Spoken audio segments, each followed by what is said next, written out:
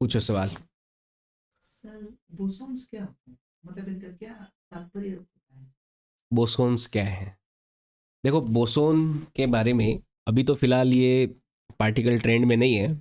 इसका ट्रेंड आया था जब एक जो लार्ज वो साइक्लोट्रॉन का एक्सपेरिमेंट किया गया था, जिसमें 27 किलोमीटर लंबी टनल थी और उसमें पार्टिकल एक्सेलरेट कराया गया, फिर उनको आपस में भिड़ाया गया और उससे बोसोन पार्टिकल का एक्सपेरिमेंटली प्रूव हुआ था कि वो एग्जिस्ट करता है। तो बोसोन देखो एक्चुअल में क्या होता है, मैं अगर कहूँ तो एक फंडामेंटल पार्टिकल है बोसोन। फंडामेंटल पार्टिकल मतलब क्या? फंडामेंट होता क्या है? फंडामेंट यानी कि नींव। कोई भी इमारत को खड़ी करते हैं तो हमें नींव चाहिए।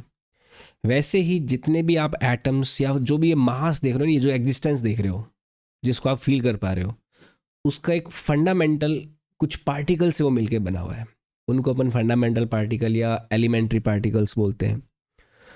तो जैसे प्रोटॉन, न्यूट्रॉन, इलेक्ट्रॉन तो आपने पढ़ा ही है, जिनसे एटम मिलके बना है।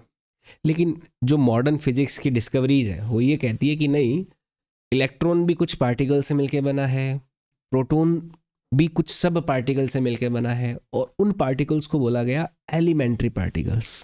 क्या बोला गया? Elementary particles.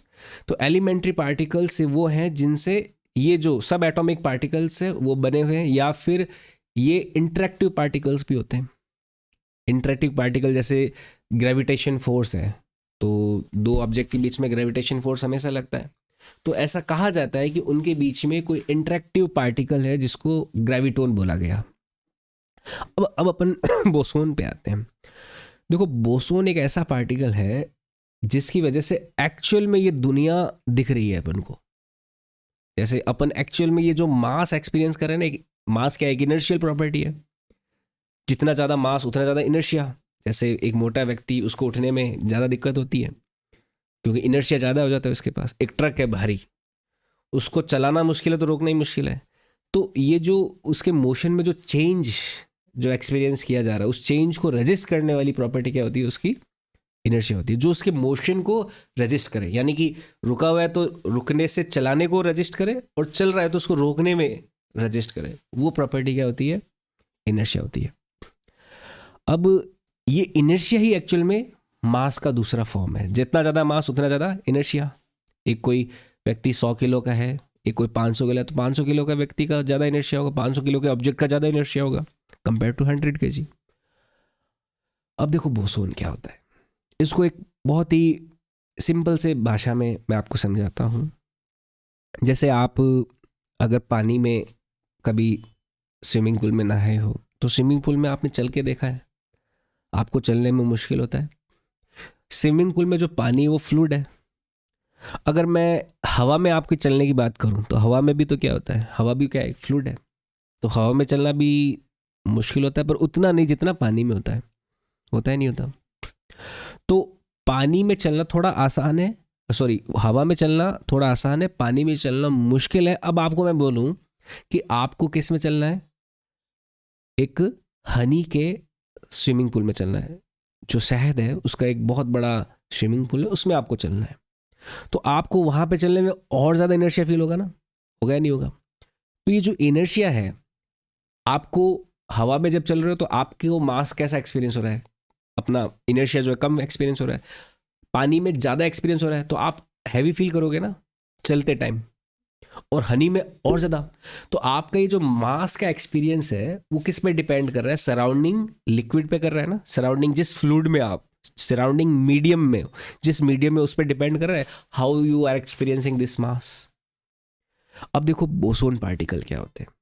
ये बोसोन पार्टिकल होते हैं, इनको फील्ड पार्टिकल भी बोलते हैं। बोसोन फील्ड होता है एक, जो यूनिवर्स में ऐसा एक हाइपोथेसिस है कि दूर दूर तक मौजूद है।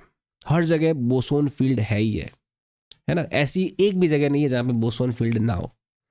ये तुम अपना आसपास का रीजन देख रहे हो, दूर से दूर कहीं पे भी, जहाँ जहाँ जहाँ पे मास ऑब्जर्व किया जा रहा है ना, वहाँ पे क्या है? बोसोन फील्ड है ही है। ये बोसोन फील्ड जो होता है, जब आइंस्टाइन ने जैसे एक फॉर्मूला दिया E = mc², तो एनर्जी और मास एक दूसरे के इक्विवेलेंट होते हैं। अब देखो बोसोन फील्ड, एनर्जी और मास, इन तीनों का एक कोरिलेशन है। आइंस्टाइन ने फॉर्मूला दिया E बराबर mc², यानी कि एनर्जी और मास एक दूसरे के साथ क्या होते हैं, कोरिलेट होते हैं। एनर्जी को मास के इक्विवेलेंट लिया जा सकता है, मास को एनर्जी के इक्विवेलेंट। इनके बीच का जो ब्रिज है ना, वो होता है बोसोन फील्ड। समझ रहे इस बात को ध्यान से। मैंने आपको हनी का एग्जाम्पल है, उसको बैक ऑफ द माइंड रखना, हनी वाला, पानी वाला।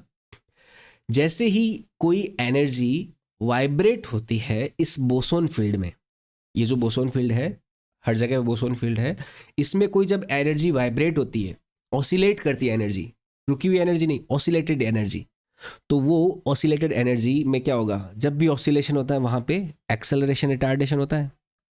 तो वहाँ पे क्या होगा, एक्सेलरेशन रिटार्डेशन में, यानी कि उसका मोशन में चेंज हो रहा है, यूनिफॉर्म मोशन नहीं है, वेलोसिटी कांस्टेंट नहीं है उसकी, उस एनर्जी के ऑसिलेशन की वेलोसिटी क्या है उसकी फिक्स नहीं है। तो ये जो एनर्जी है वो उस बोसोन फील्ड में क्या एक्सपीरियंस करेगी, इनर्शिया एक्सपीरियंस करेगी ना। तो ये एनर्जी जब बोसोन फील्ड में इंटरेक्ट करती है, इनर्शिया एक्सपीरियंस करती है, वही इनर्शिया किसको जनरेट करता है, बोसोन पार्टिकल्स को जनरेट करता है। और वो एनर्जी, वो इनर्शिया फॉर्म की जो एनर्जी होती है, वही क्या प्रोड्यूस करती है, मास को एग्जिस्ट कराती है। समझ में आ रही बात। जैसे आप हनी में चलते हो, शहद में चलते हो, तो आपको एक इनर्शिया फील हो रहा है ना, तो आपका एक मैसिवनेस एग्जिस्ट कर रहा है। आप उसको फीलिंग लेवल पे जाइए, आप उसी को एनर्जी फील्ड में लेके आइए। जैसे अभी अपन सारे क्या हैं, अपन सारे एनर्जी तो है एक तरह से, वो एनर्जी वाइब्रेटिंग एनर्जी, वाइब्रेट कर रही है, ऑसिलेट कर रही है, ठीक है। अब वो ऑसिलेट करती हुई एनर्जी इस बोसोन फील्ड से जब इंटरेक्ट कर रही है, तो बोसोन पार्टिकल्स का फॉर्म हो रहा है। उन बोसोन पार्टिकल्स से ही सारे जितने भी पार्टिकल्स हैं वो हमें विजुअलाइज हो रहे हैं और हम एक मास का क्रिएशन एक्सपीरियंस कर पा रहे हैं। मास क्या, एक इनर्शिया ही तो है, और वो इनर्शिया कैसे आ रहा है, एनर्जी के बोसोन फील्ड में ऑसिलेशन से। समझ में आ रहे हो बात को। तो जो एनर्जी का ऑसिलेशन हो रहा है बोसोन फील्ड में, वही इनर्शिया एक्चुअल में ये मास का इनर्शिया है जो हम देख पा रहे हैं।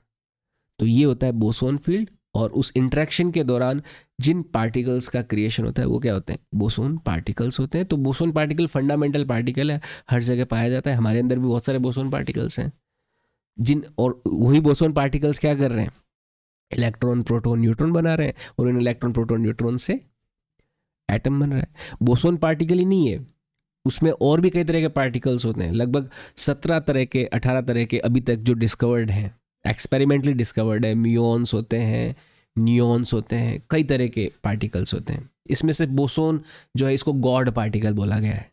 गॉड पार्टिकल क्यों बोला गया, अब समझ गए होंगे, क्योंकि गॉड ने सृष्टि बनाई। तो बोसोन एक बहुत बड़ा की रोल प्ले कर रहा है। ये पूरा जो विजुअलाइजेशन आप देख रहे हो ना, अगर ये नहीं होता, देखो ये मास अगर आप आसपास जो देख रहे हो ये इस फॉर्म में नहीं होता, अगर इसकी एनर्जी फॉर्म में अगर विजुअलाइज करनी होती, मान लो अभी फिलहाल घड़ी रुक जाए, टाइम रुक जाए, तो टाइम रुकने पे आप क्या देख रहे होंगे आसपास, कोई फोटोग्राफ देख रहे होंगे, नहीं। टाइम रुकने का मतलब क्या, आपके जितने भी पार्टिकल्स हैं, जितने भी बोसोन फील्ड का इंटरेक्शन है, एनर्जी का ऑसिलेशन है, वो एकदम रुक गया। रुकते ही आप सारे जो होंगे वो एकदम एनर्जी फॉर्म में विजुअलाइज होंगे। अगर कोई व्यक्ति एक absolute stationary frame of reference में, एब्सोल्यूट स्टेशनरी, देखो ये एब्सोल्यूट स्टेशनरी वाला भी बढ़िया बैंकर एक कंसेप्ट है कि इस यूनिवर्स में एब्सोल्यूटली स्टेशनरी कौन है, मतलब एकदम रुका हुआ है, वो अभी तक नहीं पता चला है अपन को, क्योंकि अर्थ भी मूव कर रही है, सन है वो भी मूव कर रहा है, हर कोई मूव कर रहा है। एब्सोल्यूट स्टेशनरी ऑब्जेक्ट का अभी तक एब्सोल्यूट रेफरेंस का कुछ पता नहीं चला है। अगर वो कोई है, अगर वो कोई एब्सोल्यूट स्टेशनरी पोजीशन में देखता है इस एनर्जी के वाइब्रेशंस को रोक के, तो उसको क्या दिखेगी, चारों तरफ एनर्जी ही एनर्जी दिखेगी। जहाँ जहाँ वो नज़र दौड़ाएगा उसको एनर्जी दिखेगी। आप ये देख सकते हो, आप आंखें बंद करके खोलो अगर, और ये सारा एनर्जी फॉर्म में देखो, तो ये आपको रेड या फिर ऐसे आग जैसा दिखना चाहिए अभी, समझ रहे हो, क्योंकि एनर्जी है सारी। लेकिन वो एनर्जी बोसोन फील्ड के साथ इंटरेक्ट करते हुए एक मास के फॉर्म में आपको विजुअलाइज हो रही है। इसीलिए, क्योंकि ये एग्जिस्टेंशियल पार्टिकल एग्जिस्टेंस को विजुअलाइज करा रहा है, इसीलिए बोसोन पार्टिकल को क्या बोला गया है, गॉड पार्टिकल भी बोला गया है। समझ में आया कि बोसोन पार्टिकल क्या है, ठीक है। तो ये बहुत ही एक फंडामेंटल लेवल का एलिमेंट्री पार्टिकल है जिससे क्रिएशन विजुअलाइज हो रहा है। क्रिएशन का जो इनर्शिया है, इनर्शियल प्रॉपर्टी जो है क्रिएशन की, वो क्रिएट हो रही है ना। एनर्जी जो होती है, एनर्जी में इनर्शिया बहुत कम होता है, हालांकि एनर्जी में भी इनर्शिया होता है, एनर्जी को प्रोपोगेट करने में हमें कम इनर्शिया फेस करना पड़ता है। एक ट्रक को मूव करने में इनर्शिया ज़्यादा लगता है, लेकिन अगर मान लो मुझे आवाज़ देनी है यहाँ से वहाँ तक, आवाज़ भी एनर्जी का फॉर्म है, तो यहाँ से वहाँ तक क्या होगी, बहुत आसानी से चली जाएगी। हालांकि उसको इनर्शिया एक्सपीरियंस करना पड़ रहा है। इस मीडियम के पार्टिकल को एकदम ऐसे आगे पीछे कर करवा के वहाँ तक पहुँचेगी, तो उसको भी इनर्शिया एक्सपीरियंस करना पड़ रहा है, पर कम लेवल का। समझ रहे हो? तो जैसे जैसे इनर्शिया कम होता है, मास का एक्सपेंडेड एनर्जी फॉर्म बड़ा होता जाता है। तभी तो 1 ग्राम अगर कोई पार्टिकल हो, अगर E बराबर mc² इक्वेशन में आप 1 ग्राम मास लें और उसमें c की वैल्यू 3 × 10⁸ मीटर पर सेकंड रखें, उसका स्क्वायर करते हैं और उससे देखते हैं कि 1 ग्राम पार्टिकल में कितने इक्विवेलेंट एनर्जी क्रिएट हो सकती है, तो लगभग आती है 10⁻14 या 13 जूल के आसपास आएगी। आप चेक कर सकते हो, 10⁻13-14 जूल बहुत ज़्यादा एनर्जी होती है। मतलब कितने करोड़ जूल है ये, 13-14 जूल कितने ही करोड़ों जूल है। 1 ग्राम पार्टिकल को अगर आप पूरी तरह से एनर्जी में कन्वर्ट करना चाहते हो तो ये भयंकर एनर्जी क्रिएट कर सकती है ना। तो ये होता है बोसोन पार्टिकल और कुछ बेसिक फंडामेंटल प्रिंसिपल्स। और आइंस्टाइन ने E बराबर mc² वाला जो रिलेशन दिया था वो काफ़ी ज़्यादा एक डीप रिलेशन था फिजिक्स को लेते हुए। इसी वजह से आइंस्टाइन को बहुत ज़्यादा रेस्पेक्ट दी जाती है और सदी का सबसे जो सेंचुरी का सबसे जो ब्रिलियंट माइंड होता है। न्यूटन तो 400 साल पहले आया था, लेकिन आइंस्टाइन तो पिछले सेंचुरी में ही तो आया है, तो उसको Time person of the century बोला गया था कि उसने ऐसी साइंस दी जो बहुत गहरी थी। ठीक है, ओके।